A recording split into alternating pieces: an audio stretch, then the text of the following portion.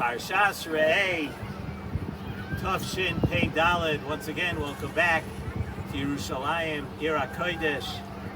What a privilege to be able to give the shiur, the Nesivos Shalom shiur from here.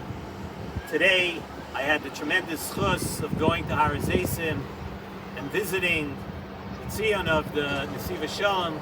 I had everybody in mind, all of you who participate every single week in the shiur of the Nesivos Shalom and learn his Torah, and I'm sure that is a tremendous chus for every one of you, and we definitely had everybody in mind today by the Nesivos Shalom. And our parsha begins. Let me read you the first pasuk of the parsha. Re'ei anochi noisein lifneichem hayoim. Look, see, I put before you today beracha uklala. Putting before you bracha and kalala. Es habracha. What is the bracha? The Torah tells us. Asher tishma'u, that you're going to listen el mitzvos Hashem alekecha. You're going to listen to the mitzvos of Hashem. Asher anochi mitzaveh eschem hayoim, that which I am commanding you today. And the klala, v'haklalaim lo yishma'u, if chas v'shalom we do not listen to the mitzvahs of Hashem, then unfortunately we could have chas v'shalom a klala. And the Nesivos Shalom tells us that we really need to understand this lashon of the psukim here of beracha and kalala. Usually when we speak about mitzvahs, doing mitzvahs or not doing mitzvahs, we speak about schar v'einish. One who does a mitzvah receives schar. One who doesn't do mitzvahs, chas v'shalom, right, receives einish, a punishment. So what is the lashon here that the Torah tells us, I'm going to give you bracha and kalala? What does that actually have to do with doing the mitzvahs or keeping the mitzvahs? What is this bracha and kalala over here? So Nesivos Shalom elaborates with a beautiful thought that we've mentioned in the years past from the Ari HaKadosh, but this is something that's kedai for everybody to hear. As many times as you hear it, it's kedai to hear it again. The Ari HaKadosh is brought down in the Yisoid Avoda and Chelik Dalet, Perek Aleph, and he says like this: every person needs to know that since the beginning of the Bria, since the beginning of creation, no two people have ever been created the same. You look around the world, there are billions of people, and that's going on for generations. No two people have ever been created the same, and there have never been two people that are identical, that are the same in every way. And what we need to know from that, as there is no person in this world who can be misakin and do the job of what another person needs to do in this world, what another person needs to be misakin, no person can accomplish in this world what you need to accomplish. No one can accomplish what I need to accomplish. And no two people can accomplish the same thing, because every single person from the beginning of history is different and has a particular specific job in this world. You have a specific job that no one else can do. And there's a specific reason why you are alive, and it is different than any other person on the face of this earth. And you should know, personally, every time I learned this in Nesivos Shalom, and I've learned it a number of times, I think to myself how ridiculous it is when people are compared to each other.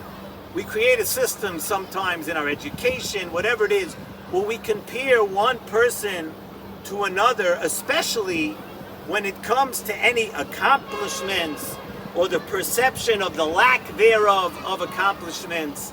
And we compare one person, one student, one friend, one neighbor, we compare one person to the other, And when what I have to do in this world and what person A has to do in this world has nothing to do at all with what person B should be accomplishing in their life. And not only that, it's irrelevant what one person does to the other person. And we spend so much of our time comparing and competing and saying that you should be like this person. Why aren't you like your brother, your sister, your neighbor, your father, your mother? Trying to compare people, and it's insanity, right? Because we're different people and nobody has anything to do with what somebody else has to accomplish in this world. So really what we have to do is every person has to introspect, every person has to look at themselves and stop worrying, quote, so much about why others are not doing what you think they should be doing. And that's a very, very important lesson in itself and something to think about. So it says in Nesivos Shalom, when our parsha tells us, Re'ei anaychi noisein lifneichem hayoim beracha u'klala, I'm putting before you beracha and klala, it's not talking at all about schar v'einish, about the reward or the punishment for doing mitzvahs or not doing mitzvahs. We're talking about your shlichus, your mission in this world. And the biggest bracha, you know what bracha refers to?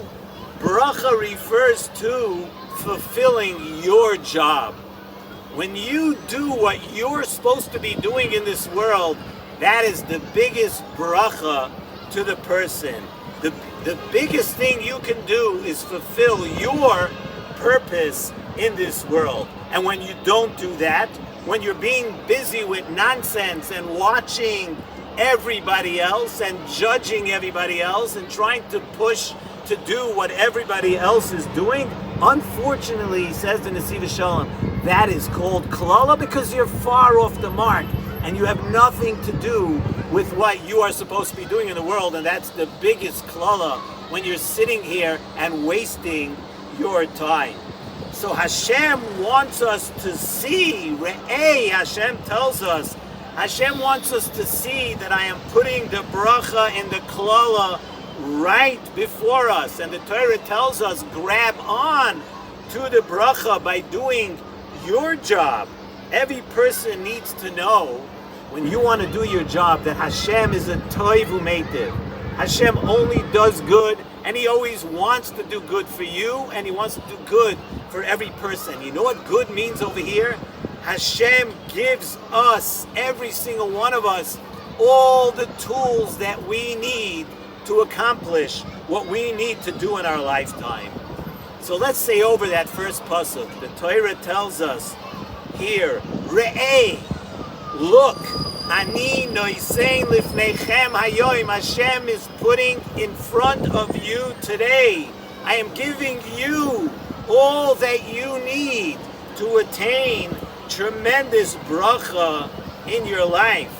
You may not know exactly what your purpose is, because none of us come down with a manual or a handbook and it tells you what you should be doing, but that's part of the challenge. But Hashem gives us everything, Asher Tishma'u, that we should be able to listen to accomplish bracha. And the Torah, Nesivos Shalom points out, the Torah uses a lashon of Asher Tishma'u, that you will listen, not in Tishma'u, if you're going to listen. Asher Tishma'u, it's so possible, it's all sitting there right in front of you for take. And that's a very, very powerful lesson for us to understand what bracha is.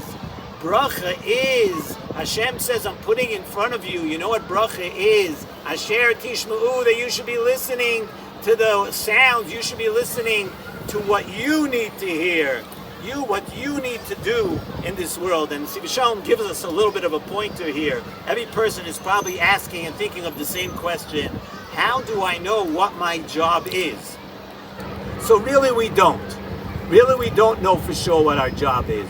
But what we do know is, says in Nesivos Shalom, is that the thing that you feel you have the most difficulty with, if you have problems bein adam la'makom, bein adam la'chaveroi, You have problems not speaking Lashon Hara. You have a problem getting up in the morning to daven. You have a problem sitting, learning this way, that way, respecting your parents, your friends, your peers. You have a problem with that, says in Nesivos Shalom, that is many times a good indication of what you need to do in this world, because the Yetzer Hara, whatever your job is, the Yetzer Hara is throwing all the roadblocks to block you from doing what you have to do. And many times what you have the most difficulty with, what you are most challenged with, that is some indication of what you're doing here on this world and what your purpose on this world is. The thing that the Yetzer Hara comes at you the hardest with, that's your challenge. No one else's challenge. Don't look at anyone else. That's your challenge. Get to work attaining bracha. You want bracha in your life. Do what you have to do. Face your Yetzer Hara. Push back on your Yetzer Hara. And don't worry about everybody else. So let's get busy accomplishing and trying to attain and trying to bring. We all want bracha. The Rebbeinu Shalom is putting the bracha right in front of your face. He's putting it right there, and Hashem is practically begging you, I'm giving you the tools. Grab onto it. You know, when it's a challenging time for Klal Yisrael, everybody is always thinking what everyone else can do to bring Mashiach. What everyone else can do, that we could be misaking. This one's that, this one's tznius, this one's Torah, this one's there. But what we forget to do is nobody else has anything to do with you. Yes, Kol Yisrael Arevim Zelazeh. We're responsible to help each other, and we can help each other. But we need to remember that in order to attain bracha, in order to bring Mashiach, in order to bring every one of us back to this holy city of Yerushalayim, we have to do your own job.